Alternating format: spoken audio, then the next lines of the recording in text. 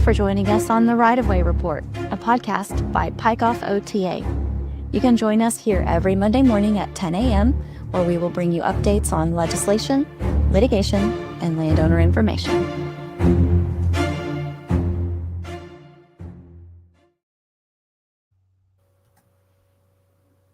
Good morning.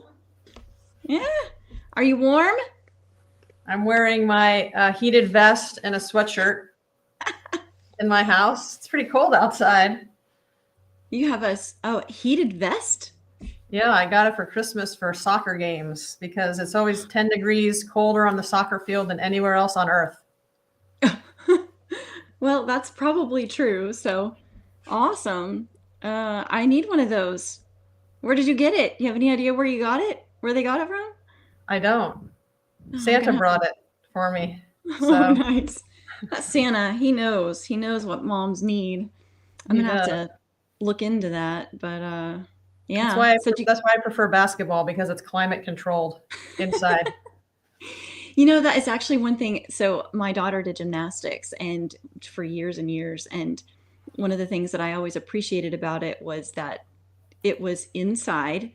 And even though we didn't really get the meet schedule until, maybe the week before the meet or 2 weeks before, but we knew exactly when they were going to compete. So you knew you had to be there at 9 a.m. and you'd be done by noon on a Thursday or a Saturday or whatever it was. And none of there wasn't tournaments where, you're like, well, we don't know what our weekend's going to look like because we play at 3, and if we win, then we play at 7, and then if we win that one, we play the next day. But there's, gymnastics was not like that. So anyway, tennis was a little less, specific, but predictable, anyway. Yeah. And weather dependent for sure. Exactly. Well, all right. Well, so we have an exciting show today. We are going to talk a lot about some legislation that is going to be presented this session. And then we have a few announcements, exciting stuff. We've got the chili cook-off I should probably put up that information, huh? Let's see here if I can find it. Chili cook-off is... Yeah, you put that up and talk about that, because I got to fix the SUBSTACK stream, I think. Okay, let's do it. So chili cook-off this Friday from 5 to 7:30 at Crosspoint Church here in Norman, which is located at 2601 24th Avenue. Kids eat for $10, adults $15. If you haven't been to the chili cook-off before, you're in for a real treat. It is one of the best events that we hold. Everybody always has a great time. We're all sad when it's over, and everybody looks forward to it every year. I know I do anyways. We usually have maybe 10 to 12, sometimes even more, people who submit, they cook the chili, and it's always super, super yummy. We have vegetarian chili, we have deer chili, we have every kind of chili under the sun. And so you go around and you can sample all the different chilies and then decide which one you want, and you can go back and get more and more if you want. And it's bottomless, or at least it was in the past. I don't know how they're doing it this year, but anyway, always good, lots of fun. We've got a raffle with, I think they've got prizes. I think somebody is donating some Thunder tickets, which is fun. And then this year we're also doing the dessert raffle again, or auction. And so we'll have lots of fun, yummy desserts. I'm trying to think of what else. There was anything else we needed to talk about with the chili cook-off. Can't think of anything. Meetings. Next Tuesday is the OTA's February meeting. It's coming up again already. It feels like we were just there, but anybody, I don't actually have a slide for that, but they meet at ODOT headquarters at 10 a.m. I think it's the first Tuesday of every month. So be there early. It starts at 10, but you probably want to be there about 9:30 so you can get checked in at the door. Always good to have lots of people there if we can. They always have all of the engineers from all the different firms are always there packing the house. So we might as well have our people there too, keeping an eye on things, see how things are going. Hey, Kelly, keep talking. I'm going to pop out, and I got to go back and add a destination in to see if I can get the stream up. All right. Sounds good. If you guys are watching, we need people to post comments or post questions in the comments. Try to keep this going. We're here to answer your questions and kind of give us an idea of other things that you'd like to hear us talk about. Today we have a pretty full show, so I'm not sure how much extra content we can throw in there today, but we always want to answer questions for people. As a matter of fact, I had somebody email us from the last show because we had asked for landowners from the previous fight, maybe the Kickapoo or the Southwest John Kilpatrick or the Turner or wherever else, to send us messages and let us know what it's like to be a landowner and going through the process, and any information that you can, help future landowners through their process. That's really helpful. And we asked for those submissions, and we actually had someone send us some information. I'm gonna see if I can pull that up. Try to load that in here. It might take me just a minute, so be patient. Let's see.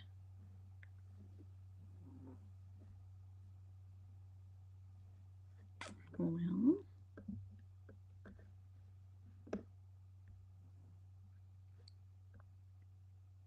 so I'm still trying to find it here, and I'm not seeing it very quickly, so I might just have to throw it up later. But basically what it was this landowner messaged us and said that the OTA has come, and when they came to do their appraisal, I guess the right-of-way agent that accompanied them also brought a letter that basically says that the Turnpike Authority's surveyors have the right to come onto your property and do geotechnical drilling and environmental investigations. And it's an irrevocable consent for the landowner to allow the Turnpike Authority's surveyors to come and do this. And so it sounds pretty benign, and I'm sure they make it sound like it's not a big deal, and oh, well, we have the right to do this anyways. Well, if they have the right to do it, then why do they need your signature on this paper? And one thing that I want people to keep in mind when they send you those survey forms and ask, your permission to let them come on and survey, just remember that you as a property owner are liable for anything that takes place on your property. So imagine if this is worst case scenario, but what if they bring this truck on, they start their drilling, and what if there's an accident? What if one of the workers hurts themselves? Are you liable as the landowner? I don't know the answer to that question. I don't really want to find out. Typically, what we've been told is that in normal situations, outside of what the Turnpike Authority does, because we know they're always putting the cart before the horse, is that in a normal situation, a developer would have to purchase the property first, and then they could do all of these surveys, and they could do their geotechnical drillings, and they could do all of that stuff after they own the property. But until they own that property, they're relying on you to give them access. But it just doesn't seem right that a landowner would have to take on that kind of liability and that responsibility when they haven't purchased it. And something else to consider is, if you are going to let them come on and do this, please consider having them pay you for it. They're accessing your property. They're damaging it because they're drilling into your ground, and you have to keep in mind they may damage something while they're there. We had one landowner that had geothermal in their yard or for their house, and he was concerned about when they drive this heavy truck over it, is it going to damage the lines? Or what if they drilled into your water line? They don't know where those are. So there are things that could happen. There could be damage to your property, and you need to know up front how that's going to be handled and how that's going to be taken care of, and make sure that they are going to financially compensate you for any damages that may occur. So anyway, I wish I had that slide for you so you could see what this letter looks like, but it said something to the effect of the irrevocable consent of the owners of the property to allow the Turnpike Authority to come on and drill and all these other things. So anyway, so keep that in mind. Be very cautious about, allowing them to access your property and treat it as though it's theirs when they haven't purchased it from you yet. So, because you're not obligated to do that. It's still your property. Amy, how are things going? Or did you find what you were looking for? Oh, well, no. So sorry about those of you who are trying to watch this on Substack. I don't know what happened. You have to change the stream code and the RTMP link every time. And I guess I must have done it incorrectly, but we'll try next time. It's a little complicated. All the different platforms work a little bit differently. And I do think we have it successfully up on Facebook, YouTube, X, and Rumble. Good. So that's good. And our website. So that's not bad. We'll try again next week with Substack. We'll get there. We're getting there. I know I was trying to load something that I probably should have loaded it last night, but I didn't think about it till this morning, as we were talking. So something else we should probably talk about are the hoodies and the t-shirts. We've got new hoodies and t-shirts. Everybody always loves the hoodies. These things are amazing. Amy's actually wearing hers right now. It is a lightweight, it has like terry cloth lining on the inside, and it's really soft, but it's not really bulky and uncomfortable. They're amazing. Everybody loves them. They went over so well. People are always asking, do you have any more hoodies? Do you have any more hoodies? We finally ordering some more this time. So we've got those. We've got the red shirts because that's kind of in the thing as the red shirts is, join the movement. Let's go. Let's see, what else do we have in here? The website. No, I don't think there's any more. Oh, Amy's Substack. Let's just throw this out there really fast before we forget. So Amy has this amazing Substack where she puts out all of this data that we have collected over the past almost 4 years. Can you believe we're coming up on 4 years, Amy? It is less than a month away. It seems so fast, but then I think back, my youngest was in kindergarten. Well, no, not even kindergarten. She was in pre-K when this came out. Now she's going to be finishing 3rd grade. So that it just went like that. I mean, from a baby to a kid. Yeah. And the time this has happened. Yeah, that's exactly right. Our oldest was a senior in high school, and now he is a senior in college, getting ready to graduate. That's crazy. It goes so fast. Completely wild. So yeah, so if you want to keep up with all of the data that we have collected, Amy does a wonderful job taking all that information and laying it out there in everyday layman's terms so that we can all understand what this information is and what it means for the citizens in our state and whatnot. So sign up for Amy's Substack. You can use your phone camera to scan that QR code there, and it'll take you straight to the page where you need to sign up. It's free to do so. You don't have to pay for it. You can do a paid subscription if you want, but you can always access those articles that she writes. And like I said, they're amazing. They make things very clear and understand. Buckle up, because some of them are long, but there's a lot of information in there that people need to know. And Amy, you're doing a fantastic job making sure that all of this stuff that we are uncovering and pulling together is documented for generations to come. People will now know what has been taking place. Whereas right now we're looking at old newspaper articles trying to piece together what has happened in the past, and they're kind of spotty. And then we always know that the media is a little bit slanted and they don't report the whole story. So we're making sure that doesn't happen.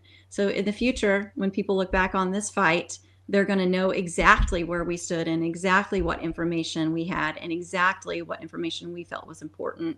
All of it, good, bad, all of it. So anyway, sign up for Amy's Substack. Get lots of good stuff there. You can find us on Rumble, obviously, YouTube. We have stuff there, and our website, which is pikeoffota.com. And I'm not sure if I have a little slide for that or not, but oh yeah, that would have been this one right here. Hold on. There you go. pikeoffota.com. There you have it. And that's where you can purchase your t-shirts. You can pick them up at the Chili Cook-Off, or we'll ship them to you. So anyway, I think that's about all we have for announcements, unless I missed something. No, that's great. And just please do come on Friday. It's a great time, and there's going to be several elected state and local elected officials there. Some of them maybe serving their own chili that they're making. I heard a rumor of that, and they'll be there to talk, and of course all of us. And we typically have between 150 and 250 people there, so it's a really fun time. And I hope there's some really great Pike Off OTA dessert themed desserts that you can purchase. So make sure you check it out because it's super fun and we have a lot of laughs. Yeah. But I think we wanted to talk today about legislation, but also the federal comment period that the Oklahoma Turnpike Authority put out the other day. And I know you're very skeptical, and you should be, because the town halls and this comment period are just a checkbox that they have to do, and not really going to use it. And they're probably going to lie about the results and try to make it sound like 97% of all the people that took the survey are in favor of the turnpike, just like they did before. But one of our researchers, Open Record, requested all those comments, and we found that, only 3% of the 600 comments said build the turnpike. So I want to talk about what you can say on those comments. We do have to comment. So if thousands of people commented in the comment period, then potentially someone on the inside could forward on those comments to someone who could maybe do something about it. So we'll talk about that. And then we have a lot of bill numbers. So if you're sitting down, grab a piece of paper and a pencil and get ready to write down the 40 or so bills that are in the legislature this year for not only protecting private property rights through eminent domain, but also turnpike oversight and getting rid of the Turnpike Authority. There's some bills that are straight up torpedo bills. So we've got that coming up. What should we start with? Should we start with the SUBSTACK that just came out this morning about the comment period? Sure, let's do that. Are you going to? I was thinking about just sharing my screen, and I can pull that up if you want me to. Yeah, can you share that, and because I want to show them the actual website where they're going to go to submit the comments. Yeah. And so words have meaning, and I think you need to read between the lines on this one a bit, because it's not meaning, they're insinuating something that I don't think is true. It's just my viewpoint, but it's an illusion of public input because they've already let the contract to build the bridge. They've already said they're going to start construction at the Indian Hills interchange in 2027. They had ODOT purchase 8 properties surrounding Indian Hills in 2021 prior to the access program being, I guess, announced publicly on February 22nd. So you just have to read these things and then figure out what they're actually trying to say. Do you want me to share mine? I'm trying to I don't know if it's not working here. I just wanted to make sure I'm sharing the right thing. Yeah, maybe go ahead and share yours because I don't have it situated just yet. Unless I can open a separate screen. Let's see what screen 2 is. Okay, actually, I think I can do it now. Okay. Share screen. Yes. Allow. We want to share this window. Okay. All right, so I think it's working. Does it seem to be working to you? Yeah, I see a Firefox website. Okay. And looky there. There is Amy's SUBSTACK. Hey, and there's the podcast. We're live on it too. Woohoo! We are live. Okay. Click into that one. Okay. So it takes me a while sometimes to understand what's actually going on because there's so much propaganda and lies that my brain has a hard time understanding that a state agency or a public-private agency can tell so many lies and keep their lies straight. But the problem is they can't keep their lies straight. And so we kind of caught them on this one, but we're trying to get other people to see the problem here. So you were asked to give input on the East-West connector. And the comment period is for the Oklahoma Turnpike Authority between January 20th and February 20th. And then after that, the Oklahoma Department of Transportation is supposedly going to put out the summary of all of those comments.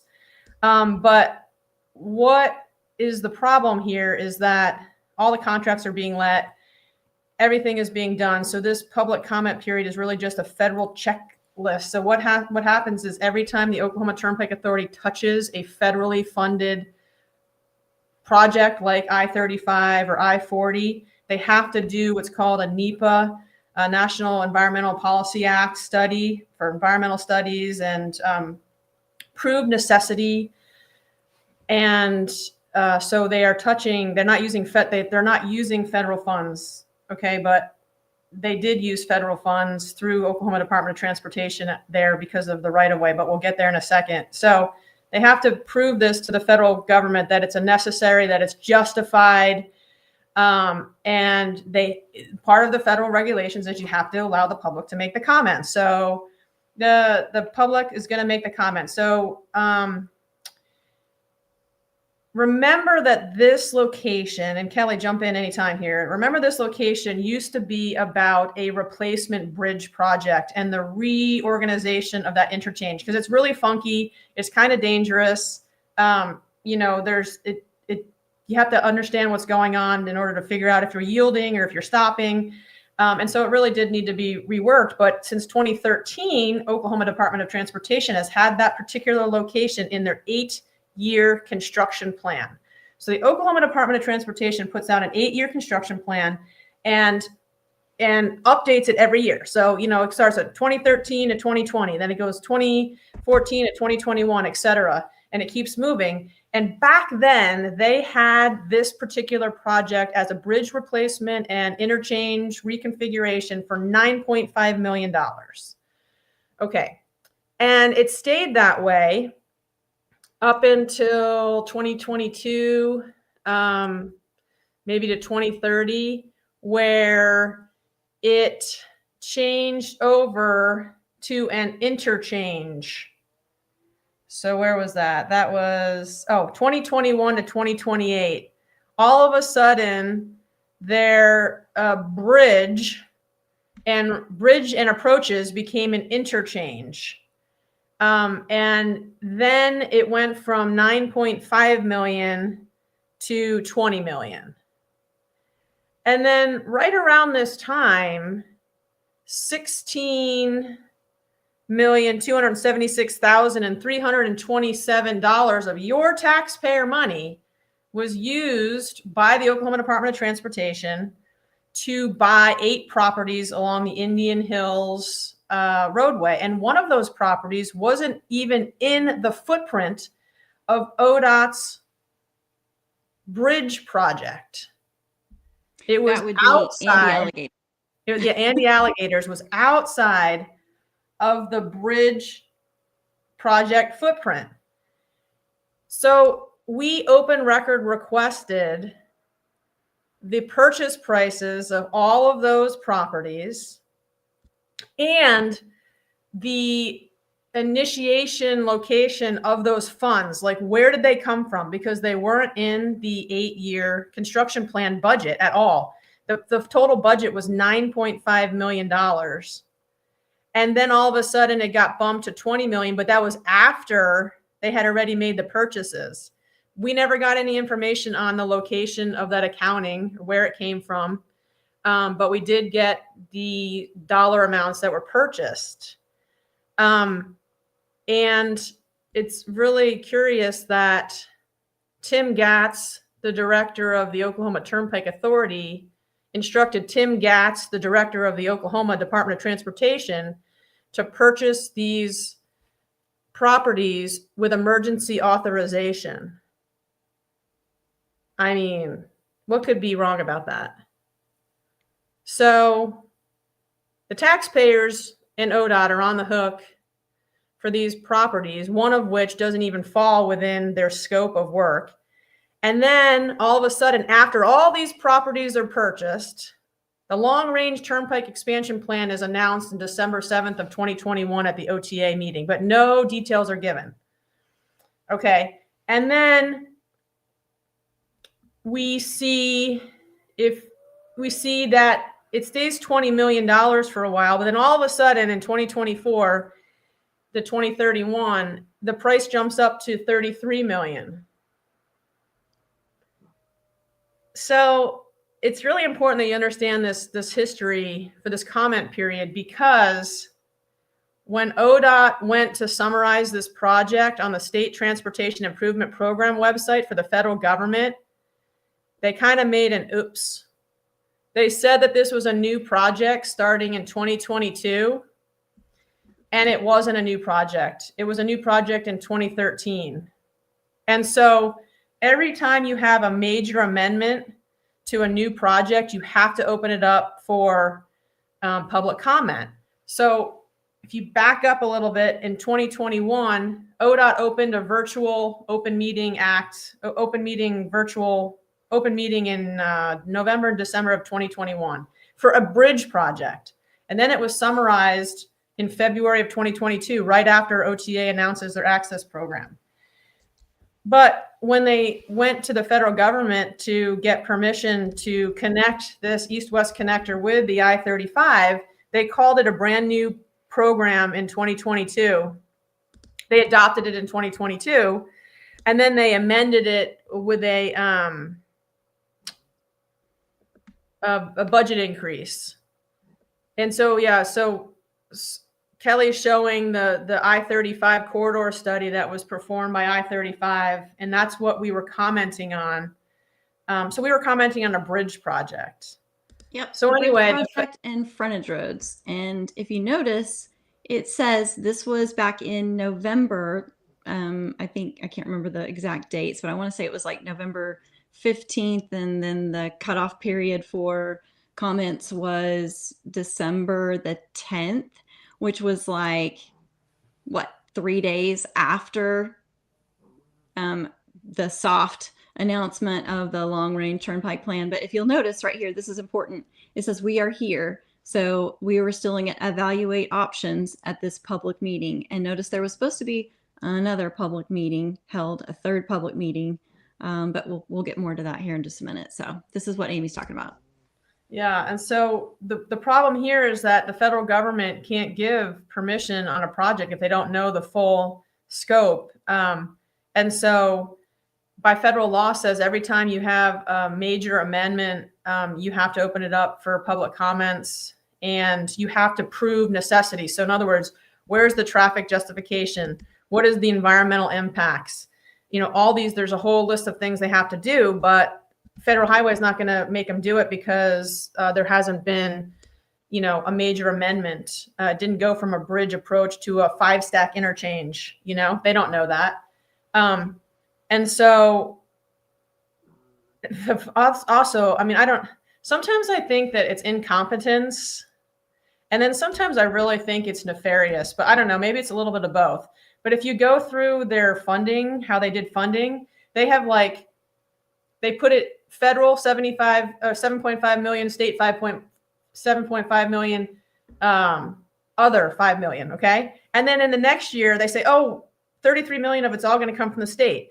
And then in the same fiscal year, the next year, they say, oh no, we're going to change that again. We're going to split it, 50-50. And so it's either sloppy bookkeeping, or they're trying to segment it into changing it back and forth. so that there's less federal review if it's all state money versus split federal, 50-50. So I don't really know what's going on because I've honestly never seen a project do this. I mean, when you start a project, you typically know where your funding is coming from and it stays the same till the end of the project. So I don't know what's going on, but it seems like it's a way to get around the federal scrutiny of proving necessity, and it's necessary. That's one of the major items. The first item in the Federal Highway Code through NEPA is you have to prove that it's necessary. You can't just build a road because you want to build a road. And so, yeah, we're being asked to make a comment period that's theoretically going to go to the Oklahoma Turnpike Authority, not the federal government. And then Oklahoma Department of Transportation is going to weigh in. But I don't know, Kelly, can you go to the website where they're asked to give the comments? Yeah. There's a link to it at the top. I want them to see this. Yeah. Okay. So right here, there's a whole bunch of things you can click on that don't tell you very much of anything. So you have 3 buttons, and of course you want to submit a comment. You can submit a comment, but you can look at the environmental studies. You can look at the interchange design and construction. But if you keep reading down, it says the Oklahoma Department of Transportation has concluded the I-35 corridor study. Okay, that was way back in 2021. A virtual meeting to share the preferred option is currently scheduled for February of 2026. And when you click on that website hasn't been updated since March of 2022. Okay, so we're still talking about the bridge approach system back in 2021. Yeah, last modified in March of 2022. Okay, and then can you go back to the first page? Yeah. Okay. Page. Now,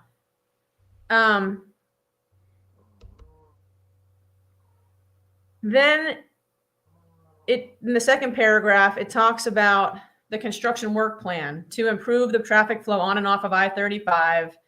And then it sends you to their 8-year construction work plan. But you don't have to do that. Just read my Substack, because Kelly had some good screenshots, and I took some screenshots of all the 8-year work plans, and you can see all of that.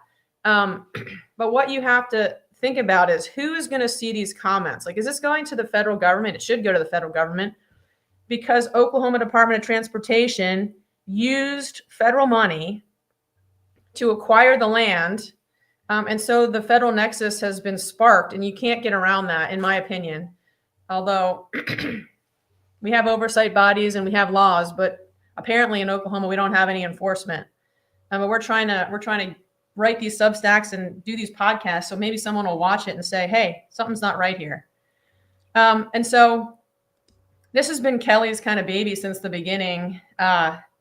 She kept bringing this up about anti-alligators, and when we finally got a copy of the Triad report and saw the bridge extents, we noticed, wow, anti-alligators is not even inside, the property. And so you can go down through the $16 million for land acquisition. They use the Uniform Relocation Act, which means they got to stay on the property after it was purchased, rent-free for a long time. They had relocation costs. They had help finding other properties. They had all the things that people that are getting taken by the OTA do not have.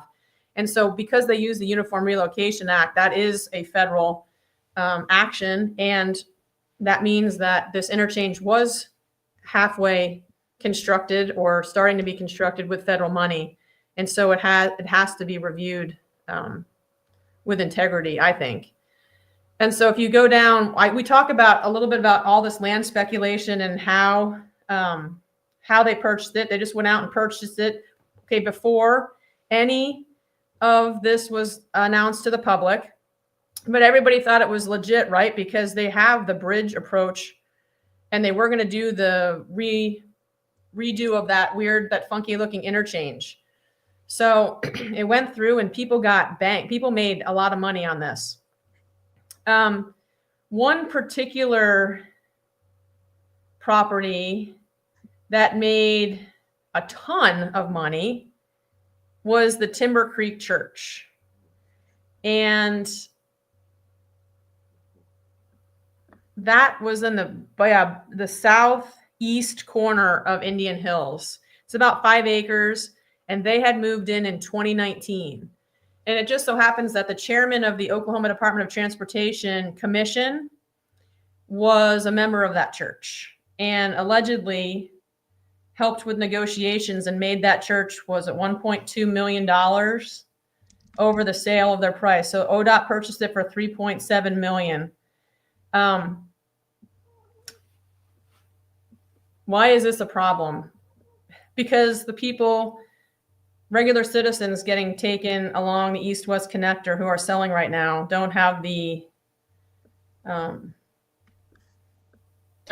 power to negotiate like that unless they take them to court, which if you take them to court, like Kelly said, you're going to make bank, but you're not going to get a first offer of 1.2 million over what you purchased your property for. And then the Andy Alligator's property, they shouldn't have even been able to buy that because by law, it wasn't within the project extents. So it was unnecessary. You can't buy right of way you can't condemn property that's not within your project extents. Now, if someone wants to voluntarily sell it and you need it, but ODOT has failed to prove that they need that Andy Alligator's property. But if you scroll down just a little bit more and you see that the picture side by side, on the left is the ODOT extents of their bridge approach. Andy Alligator's the green blob to the northwest. But then if you look at OTA's massive 5-stack interchange, that's going to look terrible in Norman and be completely overkill when we get to the traffic justifications. It's completely inside that interchange, and that's why it was purchased. And that wasn't presented to the public in the right way. And that was done behind closed doors between the same person who was the head of OTA and the Oklahoma Department of Transportation. And it was also the Secretary of Transportation. So, as Kelly pointed out 4 years ago, this is a major problem. And so far, no one has seemed interested in our major problem, but we are persistent. And so we've got a lot of things done by just saying the same things over and over again. So maybe this will be rectified, maybe when the investigative audit comes out or something else happens.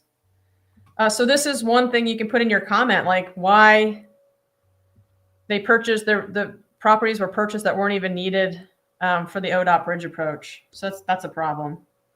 And then you should definitely make time to say something about the traffic justification. So if you go all the way down to the bottom of the SUBSTACK, the literal traffic corridor study done by EST in 2022, the one that was all over the news, the red, orange, and green traffic on I-35, you can see that they only predicted 5,300 cars coming east-west on that I-35 or that interchange, that Indian Hills interchange. This is in 2045. And right now you can click on the traffic counter and you can see that number has been decreasing for a couple years. And so just to give you an understanding, Main Street takes 25,000 cars in Norman a day. Lindsay Street takes 20,000 cars per day. The Kickapoo Turnpike, 9,000 cars per day.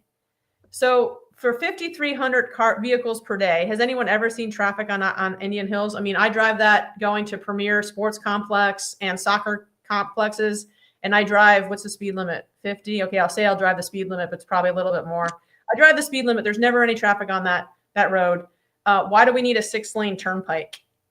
And then Kelly has it pulled up right here. The Kickapoo Turnpike, the OTA has been telling people before it's bought, oh, we assume that there's going to be 12,000 cars per day. So 104 people sacrificed their property so the OTA could build a 4-lane turnpike that holds 9,000 cars per day. Why is that needed?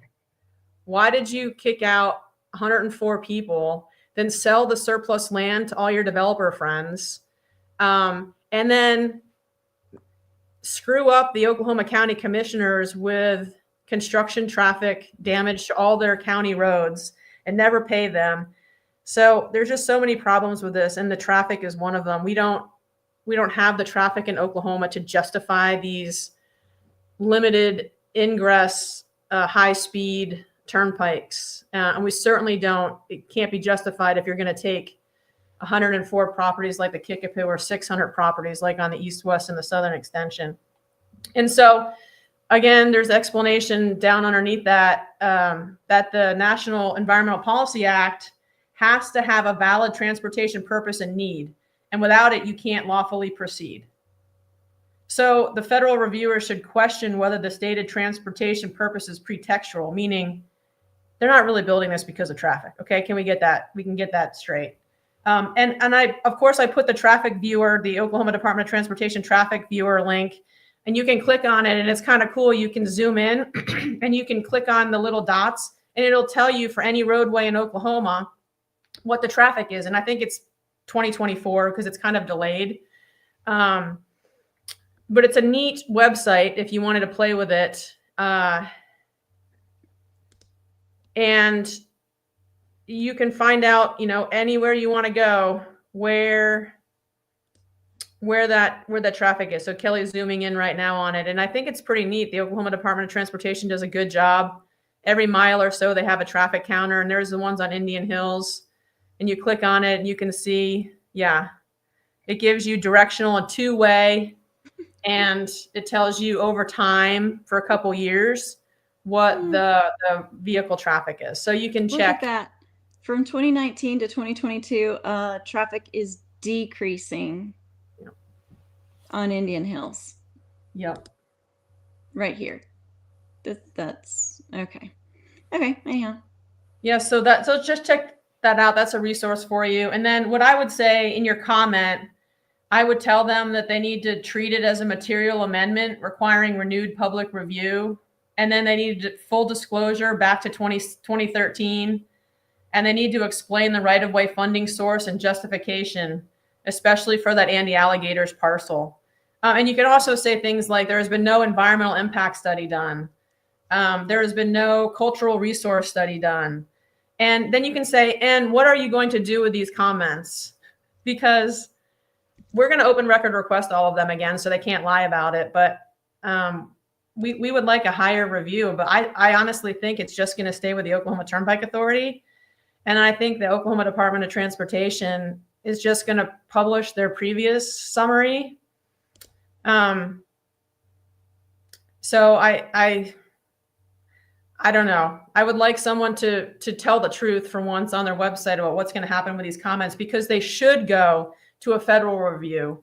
But how it's written on the website, I think it's just going to be a local review, and then they're going to provide a summary, and that summary could be heavily skewed in one direction. So we'll see how that works out.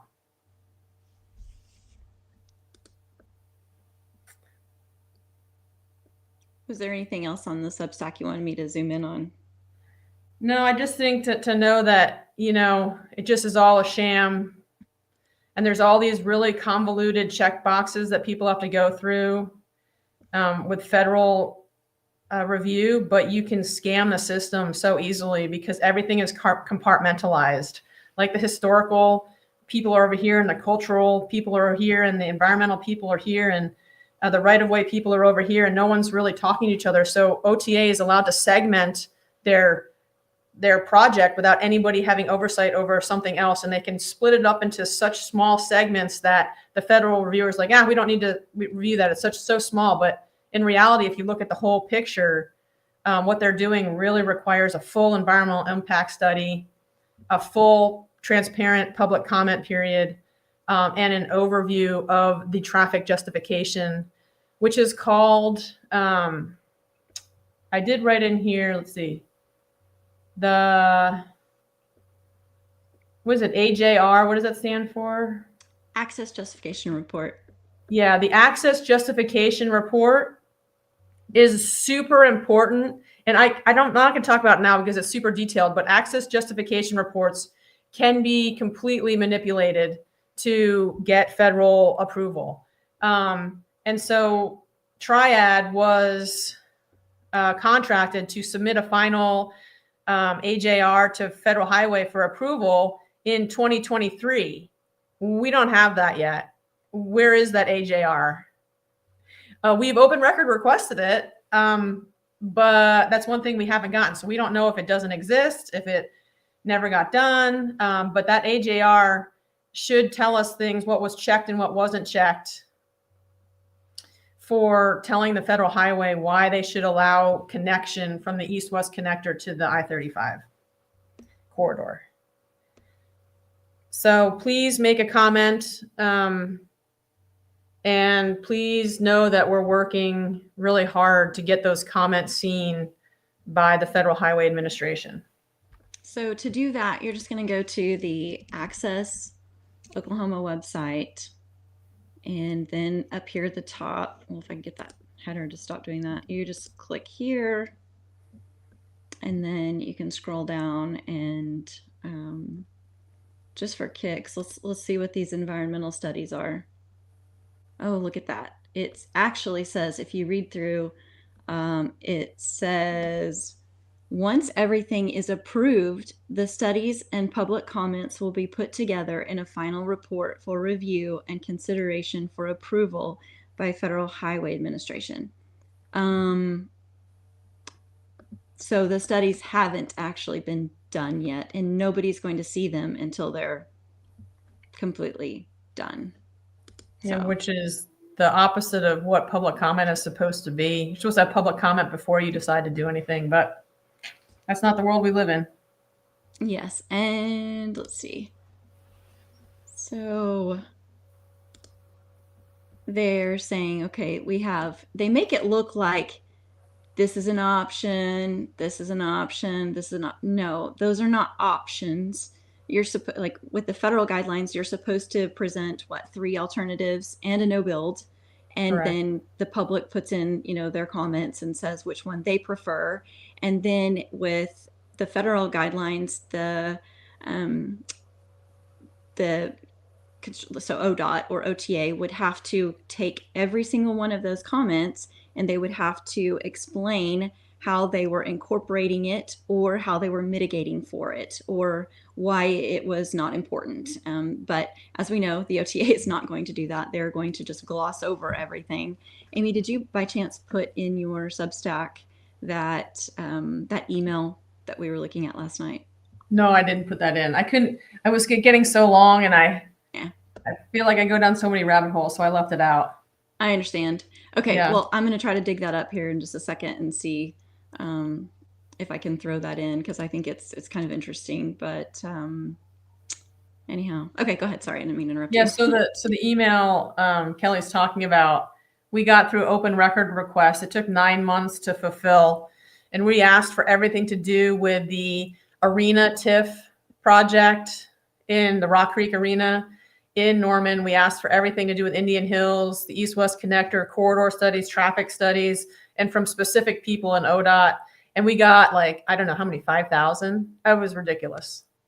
A lot. And it's interesting to read through that. We haven't published them yet because honestly, I mean, you got to vet all this stuff and just make sure, put it in order, because all the emails come in reverse order. So you have to turn them around so it's easier to understand what's going on. But they basically said, oh, we got all these comments from the 2021 corridor study, but don't allow people to see the actual comments. Just summarize them. And oh, there it is. Yeah. So and go ahead. Yeah. So this was, you can see right here and again, we got this through an open records request through ODOT. So this individual from Daniel from ODOT, he says, here's the original one we got from Blanton. You'll notice that the items under each topic are larger, basically word for word on the comment. On the latest, they summarized a lot, but we wanted more. I just like them to see our intention. So basically what they asked for here was, he said, okay, the overall summary looks good, but my recommendation would be to have Blanton, who was the one who that's the company that put together the report for that I-35 corridor study up to that point, which would have been cut off in December of 2021. So it says, Blanton, to summarize the general concern or statement from each of the commenters, not a literal quotation. The actual comments can be attachments to the summary, which will not be included in the web posted version. So that's where we're talking about how the public comments can be manipulated, and it's just kind of interesting that they don't want to actually put those comments out there, because then people would know it says that we don't like this, or we don't like that, or we would like it like this, and then they actually have to, holds them more accountable, and there's more transparency there. But instead, we can see them already trying to kind of cover those tracks and say, let's just summarize it, and we won't actually put those on the website they won't be published with the report. And they weren't. When the report came out, it looks just like this. It's a summary and says almost nothing. So. And then leave that ODOT response up, because this part ticks me off. So it is federally required that they respond to, they're supposed to respond to every comment, but sometimes they just like put them in groups. Like in this case, you can go to the website, and on that first page you can click, and it has 5 different topics. And this is all they say. This is the ODOT response. We thank you for your many comments and opinions regarding the study corridor. ODOT is early in the preliminary stages of design. Your comments and concerns will be noted and considered as we work with our partners to develop design solutions. That's it. They're supposed to tell you specifically what they're going to do, but every single response is generic. And I don't know. I get annoyed with that. I also get annoyed when politicians never answer the question too, but that's just me. So there was nothing in that Blanton. I don't know how much they got paid for that report, but it was like 3 pages and it said nothing. So I'm not so optimistic about what OTA is going to do with this public comment. But at least if we have a couple thousand comments and it's all negative, it'd be hard for them to spin those summary comments. We'll see though. They have a big propaganda team. Yes, they do. Yes, they do. There's so much I could go on and on for days, because again, like you said, this was kind of my baby from the beginning, and it really frustrates me that they purchased all of those properties knowing they weren't supposed to. While you were going through this, I was actually trying to find some in the federal codes. They talk about, let's see if I can actually just throw this up. It might work. Kind of the order of operations. And this is for project development. And they talk in here somewhere about how they're not supposed to purchase property until they get approval from Federal Highway Administration that the project is able to move forward. So part of that is they have to have already done the environmental studies. It has to be at a certain stage where they know that these properties are actually going to be used because the project can move forward. And we know that OTA doesn't do that. They put the cart before the horse every chance they get. Just like, imagine if they had already started purchasing properties over where they had the original South Extension, and then the Bureau of Reclamation came in and said, oh, nope, you can't do this. So then they had to move the route. And that actually might have already happened, because where they were going to put the South Extension and East-West Connector interchange, they had already purchased property right there. And so I don't know, I haven't looked actually to see if it's still going to go through that property or not, but I wouldn't be surprised if some of the property they've already purchased won't be used. And there's a reason why these federal guidelines are the way they are, is to prevent things like that from happening. But anyway, I'll try to post these links in the comments later, or in the descriptions of the podcast, so that you can see, because there's also, they talk about how like with right of way, for example, let's just go back to it. This is kind of interesting in my opinion. Well, of course I would mess that up, wouldn't I? Chapter 1. And so just going back to the what Kelly was talking about on the Creek Turnpike, and we have some people in our No More Turnpikes group that were fighting the creek. That was back in the late 90s. Well, maybe the early 90s, actually. So what happened was the Oklahoma Turnpike Authority bought all this land. They bought all this land and they got to the creek, the actual creek crossing. And the U.S. Army Corps of Engineers says, you can't cross that. You don't have the permits. And the Fish and Wildlife people said, you can't cross that. You don't have the permits. And I said, whoa, we got all this property. We have to continue. And they said, too bad, too sad. So they had to send the governor, then Henry Bellman, to Washington, D.C., which is talked about in his autobiographical book, by the way. So I'm not just making this up.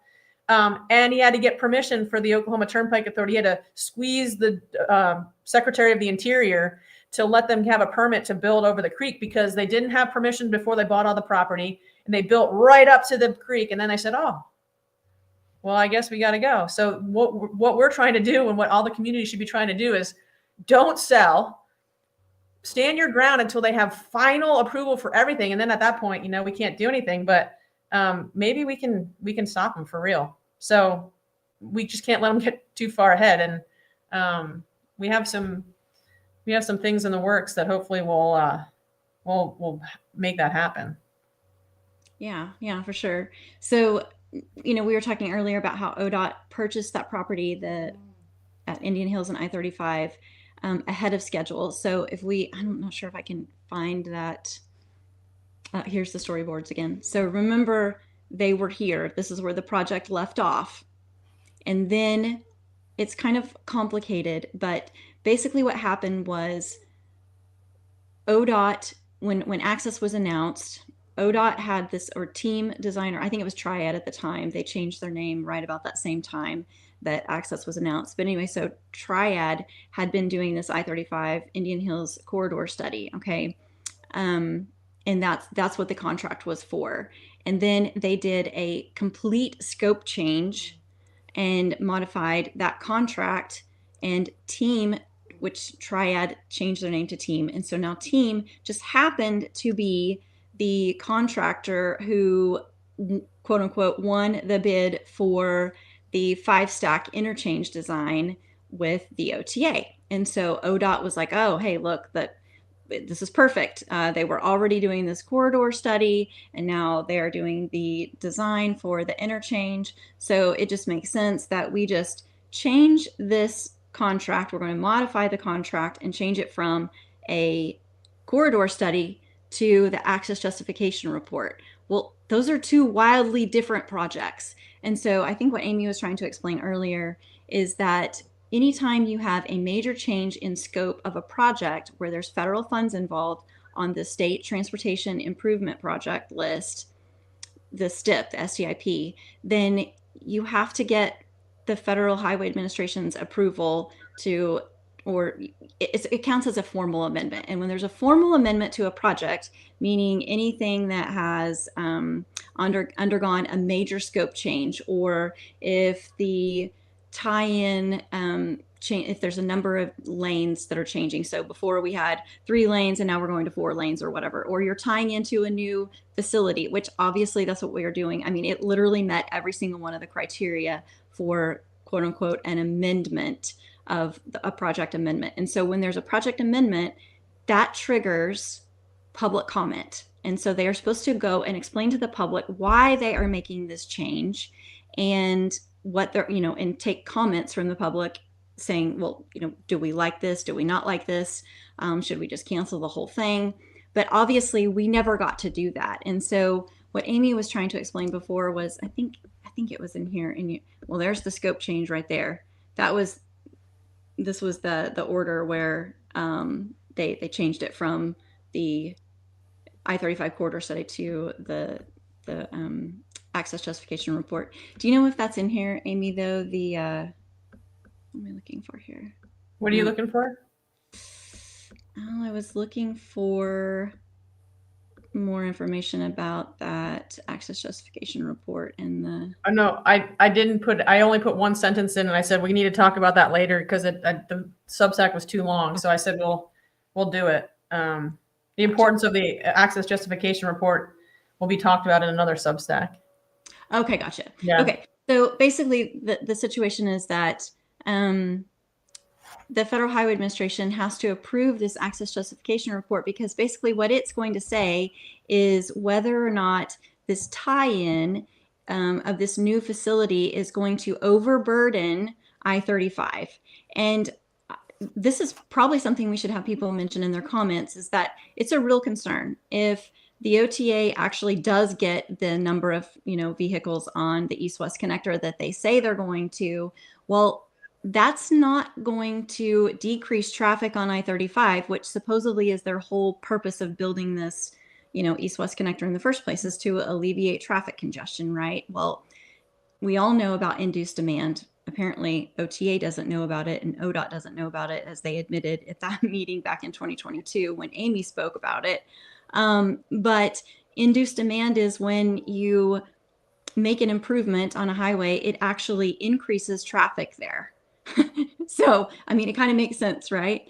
So when you tie in the east-west connector, unless they make it where you can only exit from I-35, then as long as the east-west connector allows you to go from east-west connector on to I-35, you're going to have more traffic on the interstate. And so the access justification report is supposed to tell the Federal Highway Administration that, hey, I-35 is currently capable of handling this amount of traffic, and when tying in with this new facility is not going to overburden I-35, so that's going to cost you more money to make upgrades because of us tying into it.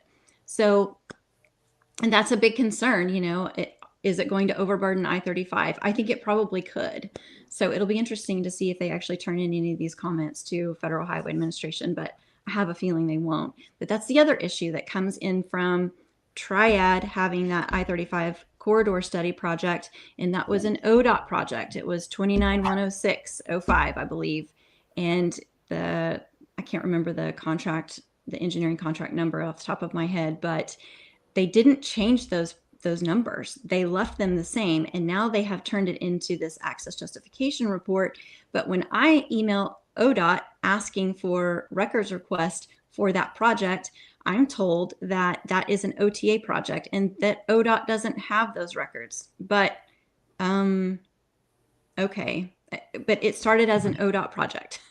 So how is it not still an ODOT project? And it kept the same numbers. And so it will be interesting to see if this comes out in the audit report. I don't know if it will or not, but they might not catch things like this. But how did we go from having to report to Federal Highway Administration with that 2910605 project that was under ODOT on the STIP, and now we've changed the scope completely to a new project, which is the access justification report, which ODOT is still actually managing that project, by the way, but they're saying that it's an OTA project, and OTA says we don't use federal funds, so we don't actually have to report to Federal Highway Administration.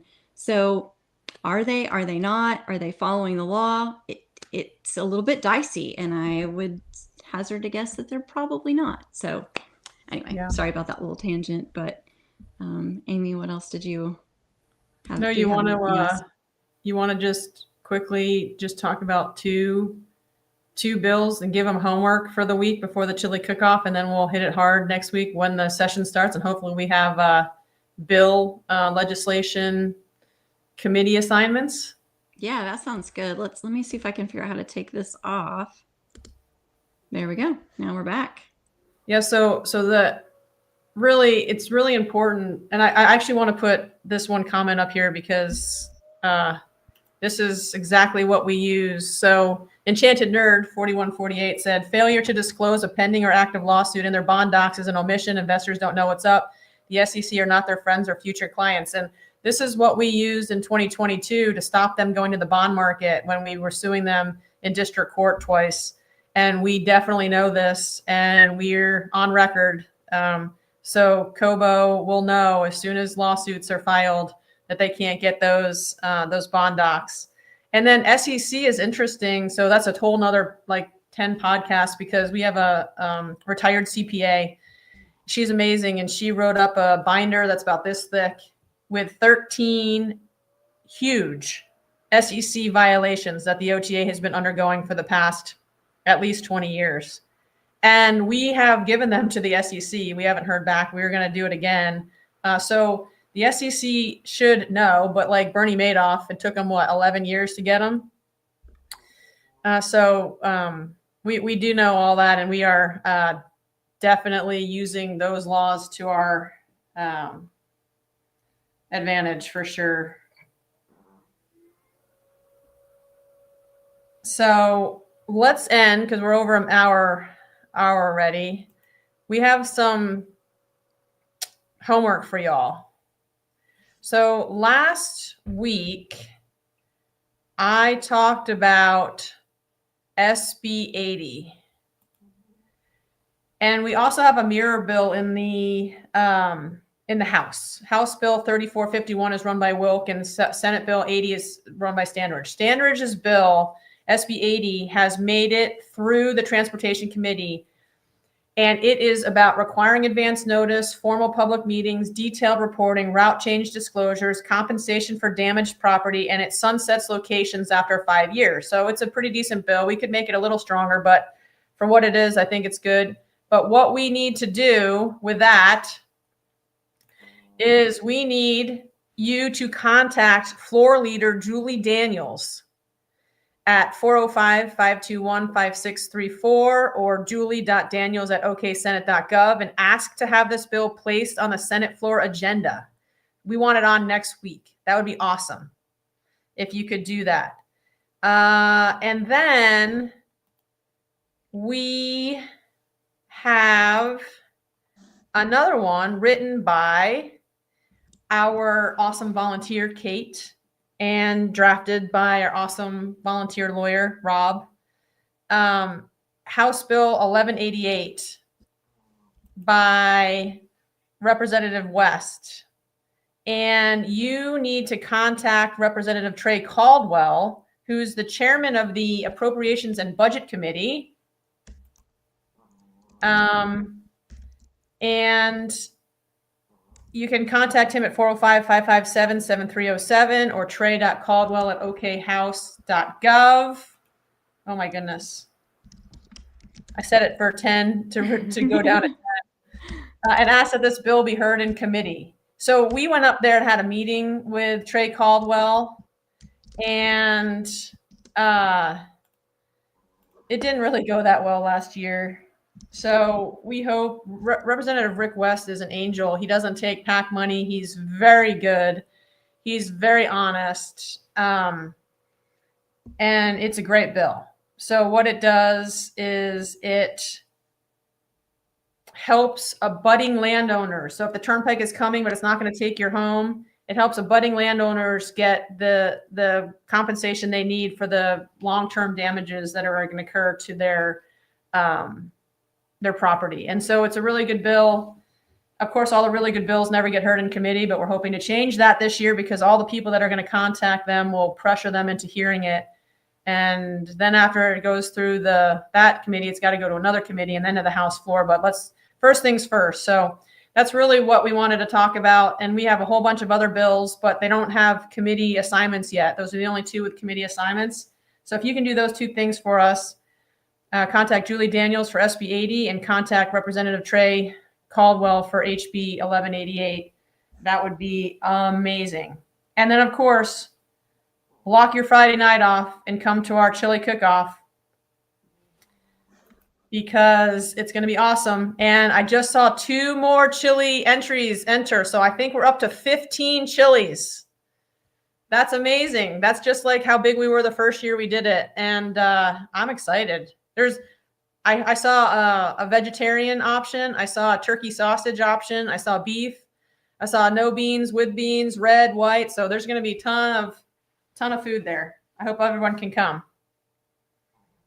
Yeah. Yeah, it's a good time. You should definitely go. It's always a lot of fun, and the chili is so yummy, and it's a good time. It's a really good time. And if anyone wants to cook chili still, please sign up. And if you want to donate desserts for the auction, please do that. But bring your family. I think it's a reasonable price to eat. All you can eat. Kids $10, adults $15, and there's a ton of things. We got hot dogs and Fritos and lots of chili and all the toppings for the chili and all the great desserts. The last year the desserts were crazy. Yeah, they were amazing. Yeah, and I think part of the reason it's just so enjoyable is, we're all in this quote unquote fight, and it feels very isolating at times. Your family gets tired of hearing about it. Your coworkers get tired of hearing about it. And so it just kind of, inside of you, and it feels like a you thing a lot of times. And then when you go to an event like the chili cook-off and you're completely surrounded by other people who are in this same situation you're in and understand, just the adversity that you're up against, it's very refreshing, and it's nice to be around other people who understand and support you. And anyway, it's a really good time. You'll leave feeling refreshed and validated, and knowing that you're not alone in this whole thing, that other people are still following along, and that they're still pushing forward, and that they're facing the same thing you are. So anyhow, it's really, really good time. Good. And pretty soon we're going to drop our documentary so you can all watch it at your house, and follow us and join up for that Substack and stay informed, because the more people that are talking about this, the more people that'll know about it, and maybe some things will change in the state of Oklahoma, and the citizens will prevail. All right. Sounds good. Okay. Well, I think that's it, guys. Until next time, we'll be back again next Monday, 10 a.m. Don't forget chili cook-off this Friday, though. And then also next Tuesday is OTA board meeting. Definitely would like to see some new faces there. So let them know we're watching and paying attention to everything that they're doing. So anyway, all right. Thanks, guys. Stay warm. Have a good day. Bye. Bye.